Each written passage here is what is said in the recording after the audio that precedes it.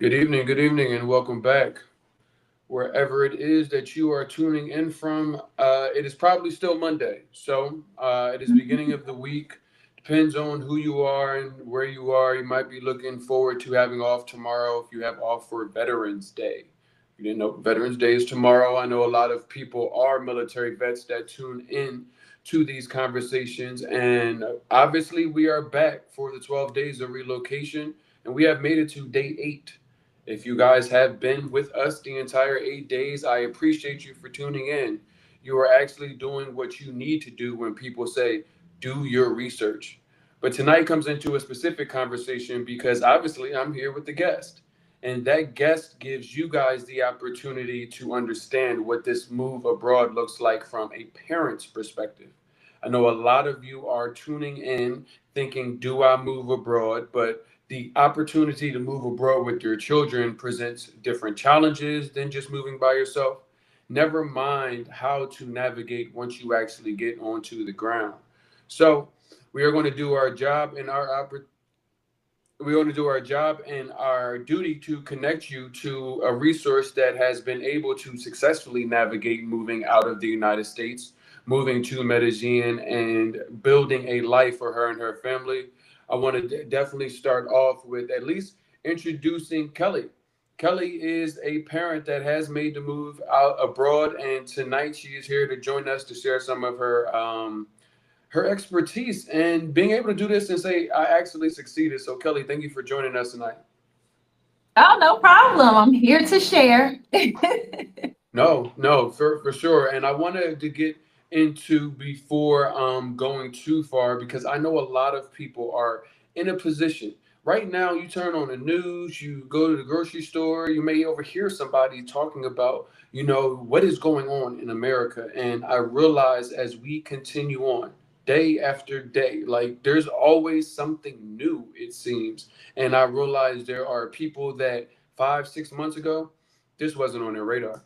Yet, considering what continues to develop, it looks like more and more people are going into Google or ChatGPT and actually typing in, how do I leave the United States? What's your take on that, Kelly? I think that they're on the right path. I think that, I mean, I know there's a lot of people out there that are like, this is my country. I need to stay here. Or, some people are like, my ancestors built this place. I'm not going anywhere. It's a lot of different opinions. But I'm Mhm. of the opinion of if something is no longer serving you or fitting you, then you might need to make a change. And that change may need to be another country. Because right now, and it's been a while, the United States has not really served African Americans. It's been a while, probably, it's been the whole time. Let me not even say a while. It's been the whole time. But it's now getting to the point to where us as African Americans, we know the game. We've seen it. Our ancestors have been told us about it. We know what's up. But now other people are being attacked. And it's just a matter of time when they're gonna come for us. So it's just like, okay, so what are we gonna do? Are we gonna sit there and just wait until the last minute and then you may not be able to move? Because like right now, flights are being, canceled and all kind of stuff is happening. It's hard to even leave the United States at this point, and we don't know how long that's going to last. So, are you going to wait to the point to where you can't leave, or are you going to go ahead and start making a plan for your family to be safe and secure and happy and thriving in a new location? That's as real as it can be told because and that's what we're here for. I don't. If you guys are new, let me at least introduce myself. My name is RJ Mood. I'm originally from Philadelphia. Have been living abroad full time for the last 3 years, but bringing people out of the United States, specifically to Colombia, that has been a hat that I have worn for many a year. But the opportunity within the 12 days of relocation is to lead you up. You guys don't know, we are having a virtual relocation conference November 22nd. But the virtual relocation conference brings in the fundamentals. Okay, you need an immigration lawyer, you need a visa consultant, but you do need to understand that you are in a scenario where you actually are going to need just a little bit more than that. When we get into the 12 days of relocation, here we are allowing questions and conversations that are designed around the other stuff that you might have forgot when you talk about moving abroad. A lot of people have just said, okay, let me just pick a destination, let me pick an Airbnb, and let me pack my bag, and that's all I need. And those are the people that are the anonymous participant in the travel group saying, I'm over here and I'm having a bad time, or I think I made a mistake. So these 12 days of relocation are designed to give you some of the things you need ahead of us connecting the dots for you at the virtual relocation conference. Come in. It's okay to ask questions, jump into the comments. Feel to get comfortable because you need to get a little uncomfortable in this entire process. So, a opportunity to ask people that may be in the exact same scenario as you, that have actually done it, that have moved abroad with their children, without their children, and even by themselves. Navigating this is not for the faint of heart, but many people that are actually succeeding are finding that they are succeeding in a way where that it wasn't on their radar to actually succeed this way.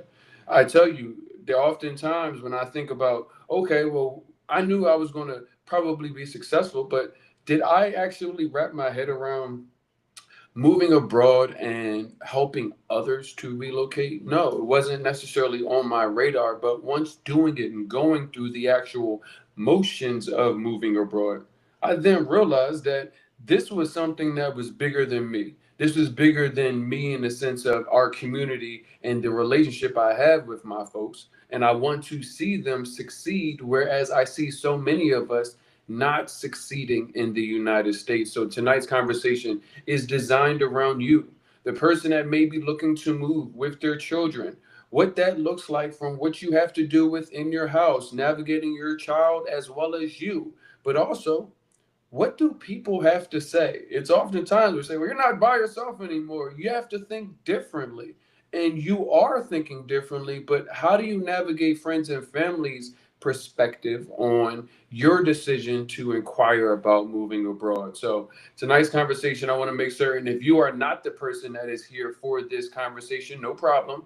But I need you to share it because there are plenty of people that are looking to move abroad with their children. And even though it is not you, you're going to get some good tidbits here that may still impact you in a positive way, as well as the person that is looking to move abroad. You're going to hear from somebody that actually did it. And she came through our relocation tours that were designed to take that person that doesn't know what to do as far as moving abroad and connect them with everything that they needed to get to. So let's start where you started at, Miss Kelly, because I need people that don't know your story to understand. When you grew up before your kids, were you somebody that was traveling often, or was this something that is now just on your horizons? No, I was always traveling. Yeah, I always travel. So my family travels. So let me just kind of put a background to it. My family has been on family reunions for 66 years into 2026. So in every year we travel. So every summer since I've been little, I knew I was going somewhere with my family every single summer. So that was already ingrained in me. So my family travels anyway, just internationally. My great aunts traveled and all kinds of stuff, my grandparents. So we are a traveling family. When I got into my 20s, I started traveling internationally a little bit more. So my first international trip was when I graduated high school. Yep, my mom took me to St. Martin. So that was my first international trip. And then from there, I started traveling on my own and traveling with friends and different things. So yes, I've always traveled. I love to travel. This is just really the first time that I'm not gonna say the first time. It's the second time I've traveled long period of time with the kids. The first time Mm. I went with the kids, we spent a month in Panama because we were checking Panama out to see if that was the location we wanted to go to. So we decided that wasn't, at least Panama City wasn't, but Panama is still, on the radar, but it's not going to be Panama City. But when I Okay. made the decision this time and going on your relocation tour, that's what made me choose Colombia over Panama. So yeah, Mm. it's been interesting. It's Nah. definitely a difference between traveling by myself and, traveling with the kids. No, and I bet, like, if you guys don't know, I do not have any children, and that's why this conversation is best held with somebody that does, so we can actually help you. But so many people, Kelly, are in a double scenario. One, they as adults may not have traveled extensively. Two, Mhm. they may be going in their first scenario of taking their kids abroad out of the country, getting their passport for their first time. Talk to me about your feelings with that as somebody that was a traveler growing up, having the opportunity to give your kids the opportunity to travel, but your kids are all unique. It's not just me, the junior me, and that just automatically translate. They all have different personalities. How did you navigate that when you first took them out? Well, so they were okay with like going on vacation, and that's how I always framed it. Even when we came here to Medellin, I framed it as it was vacation, and Okay. then later on told them we were staying. Now, whenever we talk about vacation, they're like, okay, they're ready to go. It's not a Okay. problem because again, just like I grew up going to my family reunions, they've grown up going to our family reunions as well. So they know the concept of let's travel, let's get on a plane, let's get on this or take a road trip. They know that. Um, Mhm. so there's a difference between the two kids because I have two boys. One is 8 and one is 5. So of Okay. course there are personality differences. My 8-year-old, he does not like different types of food. I was wondering So it's a that. it's a struggle. Yes, it's a struggle. He will try it, but he's like, nope. He's quick to say no. Now my 5-year-old, he'll try it. He eats a variety of things. He's more like me. Like he's like, okay, let's go. I'm a foodie. I want it. I want to, let's get it. So that's a little bit of a difference there. Now as far as like when we moved to Medellin, the difference between when I told them we were staying and how they reacted, the Mm-hmm. 8-year-old was like, I don't know about this. How long are we staying and when are we going home? And the Uh-huh. 5-year-old was like, all right, I'm good. Let's fine. So it's just like I said, the difference of a personality. Now the 8-year-old is more engaged. He's more into it because we found him a school. He likes the school. So as I find more activities and things for them to do and things he enjoys doing, the more and more he enjoys it. So he doesn't want to go home at this point, but he Yeah. is still saying, when is the year up? You know what I mean? He's still kind of like Uh, thinking, okay, in a year we're gone and we're going back to the United States. But it's mostly because he misses friends and family, like and it's really our family. He really misses them. So my thing is, I try to do as much as I can to make sure we maintain that connection with the family at home. Nah, you're bringing up some good points I want to get into because the friends and family thing is really important when considering moving abroad with your children. Understanding support systems that is one thing a lot of people are, I wouldn't say anchored in a negative way, but that keeps them in the United States. Oh, my parents or their grandparents are down the street. They go hang out all of the time. Holidays, these things have always been certain things that we do. And when Mhm. moving abroad, you might still be able to go back on holidays, but that proximity isn't there. And you said something that's important is scheduling time to have conversations with loved ones at home. But let me ask you, when you told your family officially that you guys were moving to Medellin, what did they say? Was it all positives? Was it some question marks? My family was really, really quiet because they know I'm going to do what I want to do anyway. So they know me. Okay. I'm that person, like, I don't ask for permission. Like, if you don't pay my bills, you don't contribute to anything, and I'm grown, I'm not asking anything. I will let you know. Right. So they already know that about me. And I also, though, because I wanted to be sensitive to them as well as the children, I also told them we were going on vacation. I also, I told them the same thing I told the kids because, again, we came for 2 months over the summer, just really kind of making sure it was going to be a good fit. Because if it wasn't, we were going to go ahead and go back to the States and then figure out another place to go. So initially, it was kind of like a temporary thing in my mind. But once we made the decision and I told my family, yeah, they were just quiet. They didn't say anything. Now I know they talk to each other, right? They didn't say it to me, but I know they talk to each other. But then I would later on after I told, let's just say a day or two after I told them, then I would get the calls like, okay, well, Colombia is like one of the most dangerous countries. It's on the list. And I was getting those The type of things. list And I was like, that the United States right. isn't on. Exactly. So I got that, and then I just kind of had to push back, like, yeah, but I'm here, and it's not what you think. Like, I feel safer here than I do in the United States. Like, I was like, and I had to also remind, like, my mom and some other people, like, you do realize, like, school shootings and these mass things that happen in the United States. That's not really safe either. You know what I mean? Like, I live in St. Louis. That's not a safe city. Listen, you get on the You north side, anything can happen. I know, already it is listen. I've been to not. St. Louis. I was like, what is going on? Yes, it is not a safe city. So that's why I'm like, no. And the other concern that came up was when I was talking about putting the kids in school. So Mm, the grandparents were kind of like, well, we don't know what they'll do to the kids if they, like discipline wise. Like if they get in trouble, we don't know how uh, they're going to discipline them and if they're going to try to lock them up. And I'm like, whoa, whoa, whoa, whoa. First of all, oh, they do in the United States. They care about the pipeline kids to here. They're prison is in the never do U.S. it like that. It's, lock them up. No, no, Yes, no. yes, they were like, but I was again. This is thing. I'm like, these are things that happen in the United States. They Mm, took do all these things in the United States. They don't do that stuff. They value and treasure their kids here to the point to where I have never seen anybody even discipline their kids here. I feel like I'm the only one that may be like, hey, stop it.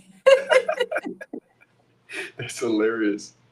Yeah, so it was a little bit of pushback, but it wasn't much. But again, it's all because that's my personality. They know how I am, they know how I move. So that's why I didn't get as much. But that doesn't mean that the next person won't get a lot of pushback because I'm sure they will. Oh yeah, oh yeah. It comes in all ways. Like I said, I don't have kids, and my dad was asking me 1,000 questions, and I'm like, "There's no way that you understand what's going on here, for you to be asking the questions that you are asking." Even there's something that was like, because my work was always remote, so I was always going to make my money regardless of wherever I was at. And he was like, "Well, how much did you save to move abroad, like because you figure in United States you need first class of security plus moving costs because you're moving your allegedly all of your stuff and things." And I'm like, no, no, no, no, no, no, it wasn't like that, bro. Like it was completely different. And he was kind of like, he had traveled before. When my dad played basketball, so they was like, here you're going, this is where you're going. And then he went, and then he came back home. And it wasn't like I want to go there and travel to this particular location. So his understanding of moving around, it was just a different target versus now I'm choosing to come to Colombia. And you're like, why are you choosing to go to Colombia? So I definitely get that portion. One thing that you said, Kelly, because I get a lot of messages, even right before I got on this call, I got a message in or at least it was a comment, and the young lady was talking about going on a relocation tour, and should she go get the visa before she went on a relocation tour. And I was like, and you said that you came and you went on a relocation tour, but then you still gave yourself 2 months to really, really try it. If you didn't like it, you still had flexibility to go back and leave and everything else. And I think that's a very important thing for a lot of people to hear, because you may have been in the exact same scenario before you left, but you said, I'm going to take my time, even if it feels pressing to leave. I am going to take my time to set myself up for success. Can you talk to me about like what your thought process is with that? Because I need somebody tonight to hear that, because people are jumping out of America because of all of the stuff that is going on, which you and I both get. Mhm. But it's not okay from a probability of success, especially when moving with children, to just go and jump and go pay all the money to get a visa, go through all of that, so everything, and then have nothing to fall back on. Okay. Yes. So, all right, let me kind of tell people my process of how I did all of this. So the kids got out of school. Let me step back. I went on a relocation tour in March. I decided, okay, Medellin was a good place for us to go. So when the kids got out of school in May, we immediately, like by June 1st, we were here. We were here in Medellin. So I'm like, okay, we're going to stay here for 2 months and I will make a decision of whether or not we're going to stay or we're going to go and see how the kids feel and how we're adjusted, right? So we stayed until from June until the end of July and went back to the States in August. By July, I had already made my decision that this was going to be the place we would stay for at least 1 year. I said I would give it 1 year to see how we adjusted, how we felt. The kids get them in school and see how life is for them. And then, if we want to stay longer, we will. And if we don't, we'll go to another country because Hmm. I have decided I'm not really trying to go back to the United States unless I have to, like when Right. it has to be like a dire need for me to go back. So I had not applied for my visa until that point. So we left, okay, excuse me, we went to the United States all of August and we came back September. So we've been here since the beginning of September. I just applied, and this is now the beginning of November.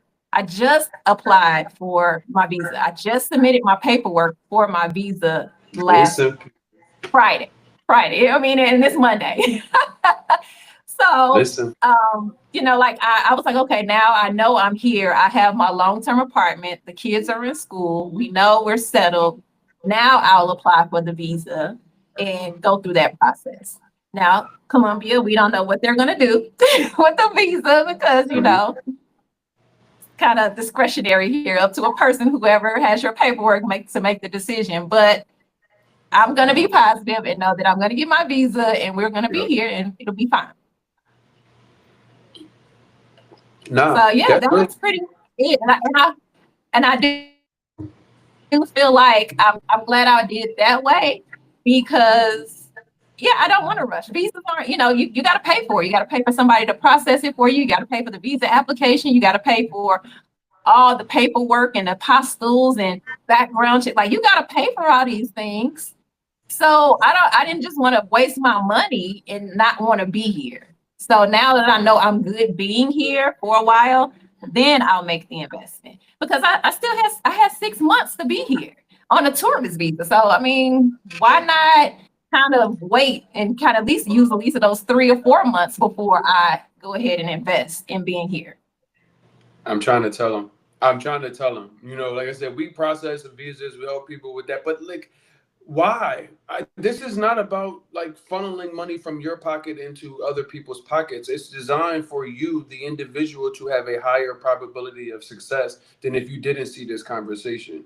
It's understanding that you might go there in the week or 2 weeks that you're over there for the relocation tour. It might be everything you do. You think it's great. And then you come for a month and you really get settled in and you realize, you know what? This isn't sustainable for me. Imagine having nowhere to go. Imagine having given up your job. Imagine having your kids in a place where they can't even go outside. I'm seeing these things on the internet and I'm I'm not tired of them. I'm tired of them from a simple fact of it's just too important, people, to not navigate it this way. And you did it in such a great way to increase the probability of success. The intent that you took is just something that I want other people that are seriously considering this, family or no family, like, you don't need to go get a visa you tomorrow. You also said your passport. Hey, if nobody told you, if you have a blue passport, many of these places, Colombia, Mexico, Panama, you get up to 180 days in the calendar year. That stamp that everybody told you back in the day when passports were some new club that people wanted to be a part of, I'm getting a passport stamp. Well, that stamp gives you a certain amount of time in that country. So let's take Colombia, for example. If you come in, that stamp gives you 90 days consecutive, up to 180 days in the year. You can break that up whatever way you want to, but imagine 180 days to figure it out. Or if you wanted to take that long, before you got into a committed relationship, gave them your background check, told them how you make money, gave them your FBI, already said that. The documentation and apostille process, depending on how you make money, if you work for somebody, that's one thing. But us business owners, you have to show a lot more paperwork and a lot more documents that need to be translated. And I'm like, you don't have to rush out just because you feel the heat, because you will be right back there and not having success in this process if you do it not the way that Kelly just eloquently described. And I just want you guys to understand that's nothing to do with just having children. It's giving yourself a foundation that you can stand on that will allow you to succeed. You said you moved when the kids got out of school, but September comes back around and kids got to go back to school.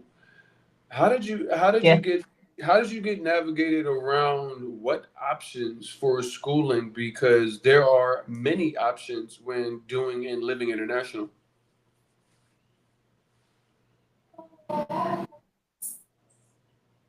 So I actually started looking at schools when we were here in the summer. But the school process is different though. I have to kind of break that down a little bit because I just can't give a blanket statement. Here they have two schedules. You have an A schedule and a B schedule. So some schools may go from January all the way, let's just say, until I don't know, maybe September or something like that. I'm not sure exactly what that schedule is.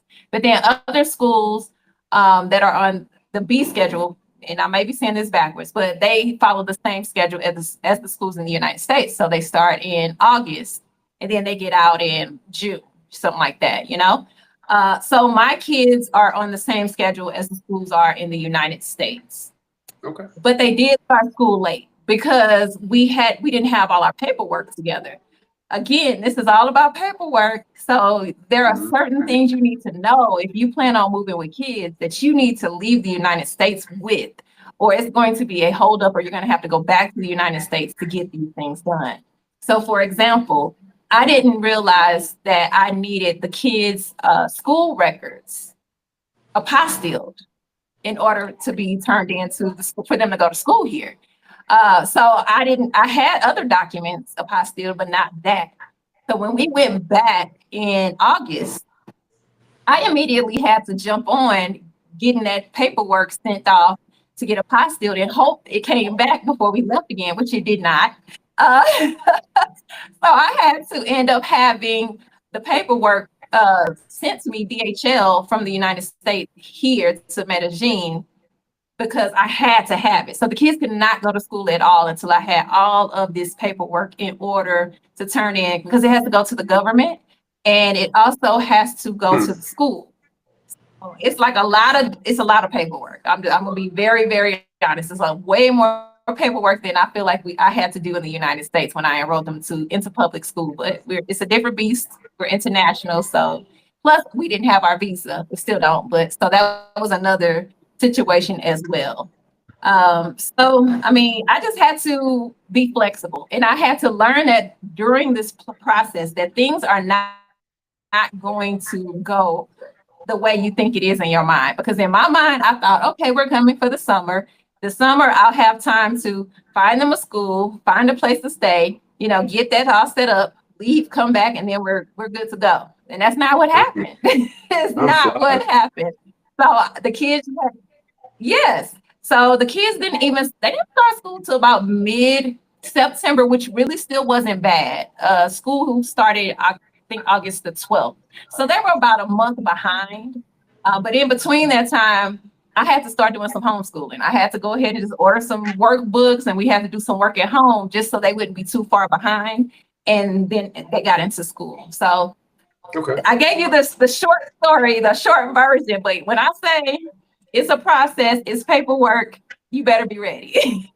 No, and patience is gonna be key. Patience is definitely gonna be key. Oh, Let yes. me ask you, because I assume that the kids didn't come speaking Spanish, like, and then they got to school. They were having a good time, summertime, and then they got to school.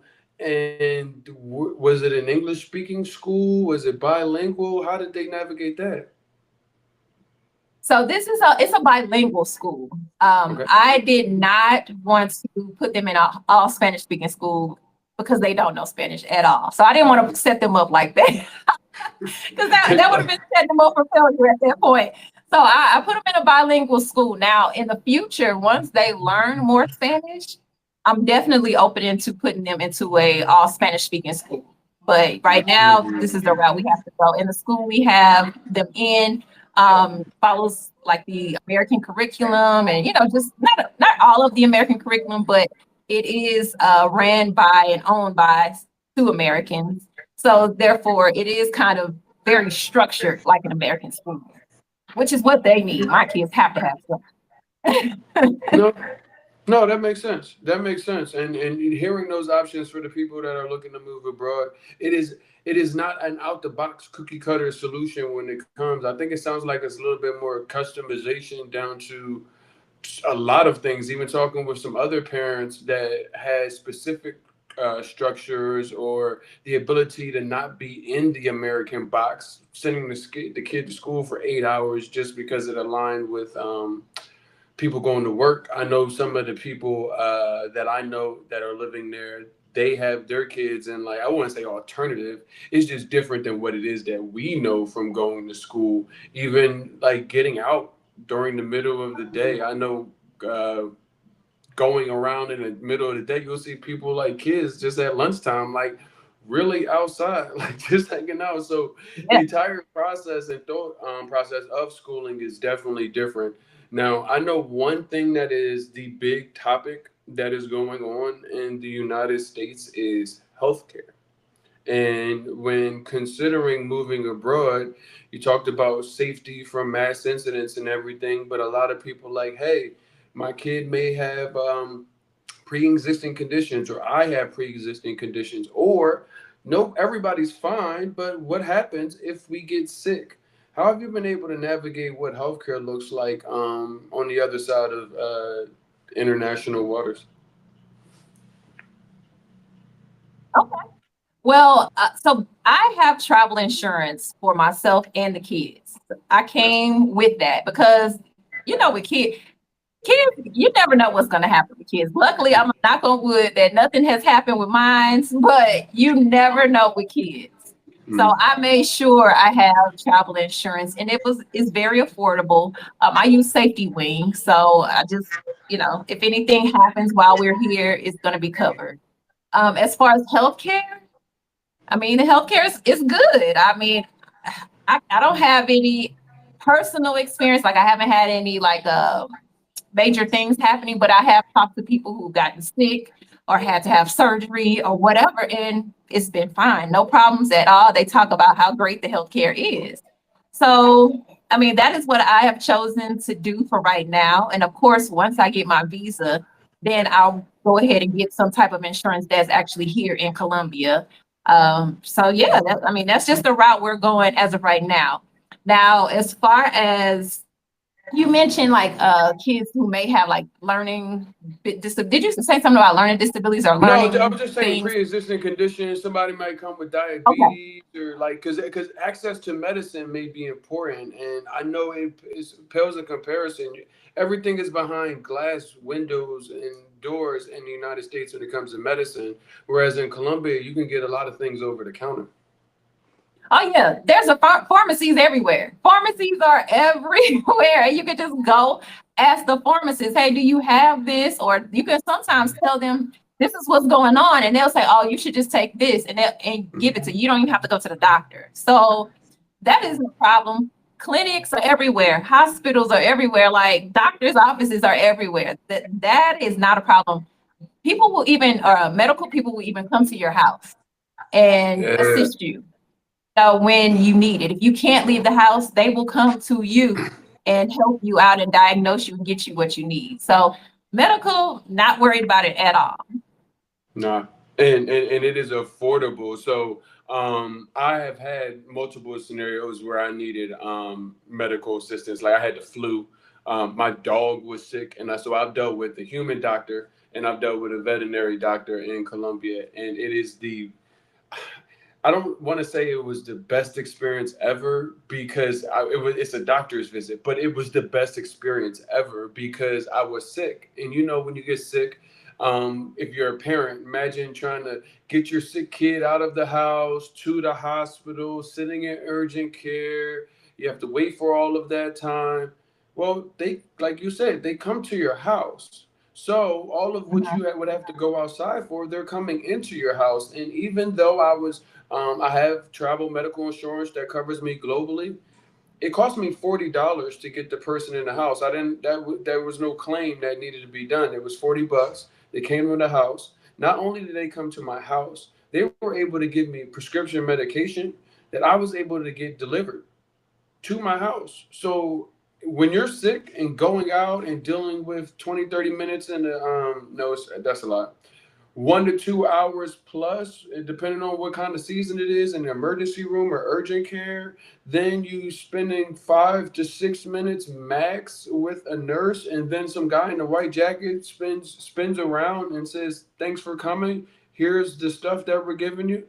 It is a completely different process when it comes to healthcare. Never mind how much it costs. It's like I can get sick and my process is better and I can afford to pay to get better without being so knee deep in care. Like I gotta switch up my our 2026 because or 27 I guess because it's just like we're not even in the States enough to be paying what these premiums are now costing in the United States. Like meanwhile my insurance that covers me everywhere except the United States and Canada costs me $60 a month.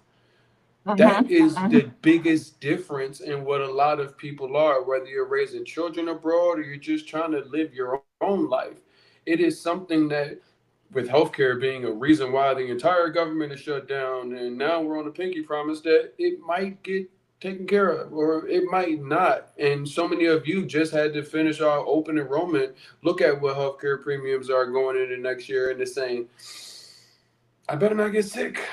I better not get sick. And those things aren't Oh, burdening you outside. right. And I have had experience with the medical system in Panama Okay. City. I actually chose to go to Panama City to have a surgery done because I did not trust what would happen in the United States. Hmm. Honestly, that was the main reason. I actually, and I mean, I'm okay with talking about it, but I have fibroids. And my main concern was that I was going to get up from that table in the United States and my uterus was going to be gone because I heard Mhm. so many Black women talk about how they went to just get their fibroids removed and they ended up giving them a hysterectomy and they did not want that. And that's not what I wanted. So Yeah. I was like, okay, let me try something else out. I ended up going to Panama. When we were there for 1 month with the kids, I actually booked an appointment with a doctor there and talked to her. She did the whole test and did everything. And she was like, yeah, we can do your surgery, no problem. Went back to Panama. I took the kids back to the United States, went back to Panama for another month to have the surgery and recover. When I tell you that was the best experience I've ever had, ever, those people took care of me. My doctor cared.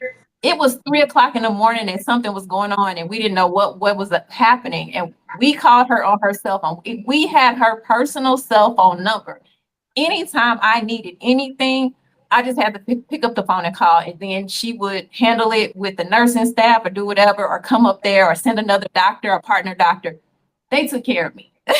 Yeah. And even Yeah. after the surgery, she continued to follow up with me on the phone. I went to her office. She made sure I was okay. I mean, I loved it. You know what I mean? Not that I loved Hmm. having surgery. I loved the fact that they cared so much Hmm. about me and made sure I was okay. I would always choose to have a surgery in another country. I'm sorry. It's just It's crazy. It's like, you don't get that treatment in your home country at the same time they're telling you be grateful for even having access to terrible care. And it's like you move abroad to everyone in America has heard the term third world country, and I think it takes living outside of America to realize that, when you were a kid and they say you got one finger pointing out and fingers pointing back in, like that's Mhm. America when it comes to calling other people third world countries when so many of their citizens just don't have the bare necessity to just be alive, or see the government say, we want you to be alive. Here's some quality food. Here's some safety. Here is enough money if you work for a major company to afford to have a house. Like these things, we talk about them like they're these luxury things, and it's like, what? Like we're talking about basic things that you see in places that have been deemed third world country by America that you're able to access without all of this red tape and these barriers. And I need more people to understand this entire conversation is not only about what you get to access on the other side, but a lot of what you may need to start doing before you leave, that intention and the mindset of saying, hey, let me be patient. Hey, let me take some time. Let me be open to these things. And I want to talk to you about openness because I when I first got to Colombia, I met a guy and I asked him where he was from. We were in the room. It was a many Afro. It was many. We were one of the only people that were American in the room. And I was like, "Where are you from?" He's like, "I'm a global citizen." I'm like, "Where are you from, my brother? What part of the United States are you from? Can you please tell me? Because I'm really curious." But I was like, "You know what? Never mind." So I saw him later, and he was in the airport in Medellin, and he was like, "Oh, I'm going home." And I'm like, "He's like, I'm going home to Denver," and I was like, "Aha, Denver! You're from Denver." Now I got it. Now fast forward, time goes past, and I'm starting to really, really live my Colombian outside of American life now, and I realized that my man wasn't far off. Getting America off you is a process, and becoming a global citizen is a real thing. But as a parent, you have a very unique scenario because you are looking to raise global citizens, kids that will grow up to be adults that have a certain advantage that their peers may not have. Talk to me Mhm. about how you've helped your kids navigate this life abroad because it comes with new food, which you said you got a picky eater. It comes with the pace of life being different, or even access to certain kinds of sports. Well, so I kind of just kind of test it out, really. Like, so with the food, I just say, hey, let's just go try something out. So when we first came to Medellin, I did a fruit tasting tour because there are a lot of different fruits and things that we don't have in the United States that are here, and we are like, what is this? And do we like it? Mm-hmm. Do we not like it? So Mangosteen. one thing I did, right. So one thing I did was take them on the fruit tasting tour, and that was in this huge marketplace where they sell all types of things. So they were exposed to like the marketplace, the culture, and the food at the same time. Okay. I also do things like when we go to the grocery store, let them pick out their snack. Let's try something new. Let's see if you like it, and if we'll buy it. And if you don't like it, okay, we won't buy it again. So like doing different things like that. Getting out and just doing activities, just trying things and seeing what's in the city for kids to do, which there are a ton of things here in Medellin for kids to do. So getting out and engaging, letting them play with these Spanish speaking kids, even though they don't speak Spanish. At first, I was like, oh gosh, you know how you go in protective mode, like, oh my goodness, my baby don't speak Spanish and he ain't Helicopter gonna know. parent. But I had to get to the point to where I'm like, no, just let it happen. Release it, let it happen, and they fine. They may not understand each other, but they know enough to play with each other. So you know how kids Play are. is They just international. they do their Yep. thing, right? So Mm-hmm. I just kind of had to back off and just let the experience happen for them. Let it, as long as it's not dangerous or whatnot, just let it happen. They like to play soccer or football, what we should be calling it. I have not put them on a football team yet because first, I really don't know which team to put them on. Second, they don't speak Spanish, and I don't know if they're going to understand the coach and the teammates and all that stuff yet. So I'm now telling them like you have to learn Spanish because they were kind of pushing back on that. But I'm like, Uh, you have to learn Spanish because if you want to play football, you have to be able to understand them. So like right now, my son is in the other room taking his Spanish class. He whined about it, but he's taking that Spanish class because he wants to play football, you know? That's dope. So just doing things and then getting them back acclimated to what they used to do in the United States. So we haven't been able to do all the sports yet, but eventually we will. And I told them we will. We are going to get some scooters eventually so we can all, roll around in our scooters. So just like those types of things. Now, on the other hand, the school they're in is very interesting because they're now learning about different countries and cultures. Now, again, I have one child in kindergarten, which they call it transition year. My other kid is in third grade. Well, my kindergartner had a whole presentation where he had to dress up and say his whole speech about Morocco today. So Wow. this morning I'm at the school looking at my kindergartner talk about Morocco. They don't do that kind of In stuff in the United States. Colombia. That's In nuts. Colombia, my 8-year-old who's in third grade, he has a presentation about Syria soon. So we got to get him ready for Syria. So like they would never do a presentation about any countries in the Middle East or Africa or anything like that in the United States. But here in Colombia, yes, they are. They're doing it. So, I Well, mean, they're getting exposed to a lot of different things. nah, that even get listen, that gave me goosebumps because I'm excited for them to have that kind of exposure. I see so many people getting the first chance to move abroad full term for leave the United States for the first time and seeing their lives change as they get comfortable out here and knowing just how impactful moving abroad is. So when I see the young people that are your kids, the other kids that are in the community that are coming up. I think Mojo's daughter, when I met her, she was like 8 or 9 or something like that, and I think she's like almost 12 or is 12, and I'm like, time is flying. These kids are actually growing up outside, and I'm seeing them succeed and do things where I'm like, this is what we talk about when we talk about the opportunity that you have. Maybe you don't have any children, but you as an adult have an opportune time right now to actually go out of the country and succeed and meet people like myself and Kelly and what the other communities provide around the world. But it's your decision to do it the right way. It's easy to do it the wrong way. We're seeing it right now. But hopefully tonight you heard about some ways that you can add some of these things that Kelly did, add some of these things that I did into your relocation toolkit because they are designed so when you run into a challenge, you say, okay, let me go in here because I have something for that. But so many of you guys are running in outside with an empty book bag and there's nothing to reference. There's nothing to go back to. There's nobody to help you. So I need you guys to understand that this move abroad, we can do it together, but you guys are going to be the end result and who is doing the intentional things, who is shifting their mindset to can I transform and how do I make this a reality? November 22nd will be here. We're about 12 days away. November 14th will be here, which is a more important date because that is with the end of our early bird discount tickets. You guys can go right now to moodtravelabroad.com. They can get your tickets. What I tell people is it is a conference that is for the person that is actually serious about moving abroad. We bring all of the foundational resources.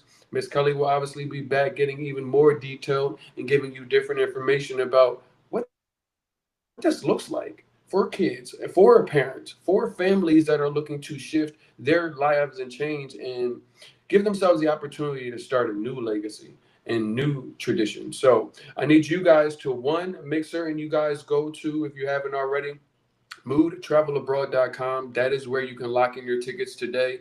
Each day of the 12 days of relocation, we pick 10 particular people who purchase a general admission ticket. You automatically get comped over to a VIP ticket, but you do need to purchase to be in the building. I also want to make certain that you will be back tomorrow because we have a number of things we will talk about. We will be talking about how you make money online. That is important. You guys are always in my inbox about what do you do for work? Well, we want to tell you. We will also be on live tomorrow with the student loan doctor. So if student loans and people, Navi and Nelnet, Auntie Sally Mae been calling your phone saying you owe us money. Many people are now looking at moving abroad, lowering their finances, and being able to pay off of their student loans. But you need to know how, what repayment loan options are available to you. So we do have that coming up for you tomorrow. I look forward to continuously having these conversations ahead of the conference, as well as seeing everybody that is here tonight on the conference, so you can get this information, so you can start living your best life. Miss Cully, you got anything for everybody before you we get out of here? I would just say if you are thinking about it or if you are afraid, just know it doesn't have to be a permanent situation. Just at least try it out. Save some money, try it out for a little bit, and decide if you like it or not. This is not something where it's set in stone. So at least give yourself the opportunity to give it a try for an extended period of time if you can, and make an informed decision. Make sure you have resources. Make sure you set yourself up for success if you make this move, because you're going to need it. You're going to need community, you're going to need support, you're going to need resources.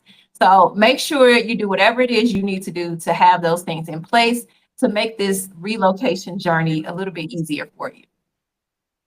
No, that's real, and it's from the heart. And she knows what she's talking about because she actually did exactly what you are looking to do. So if Colombia is on your mind, Santa Marta, Medellin, Cali, Playa del Carmen, Mexico, Cape Town, South Africa, or Panama City, Panama, November 22nd is the place that you want to be in attendance.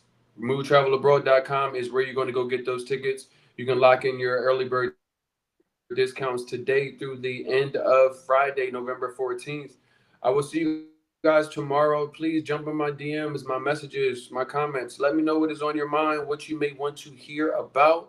Let me know what it is I can do to help you guys succeed in this move abroad and relocation journey.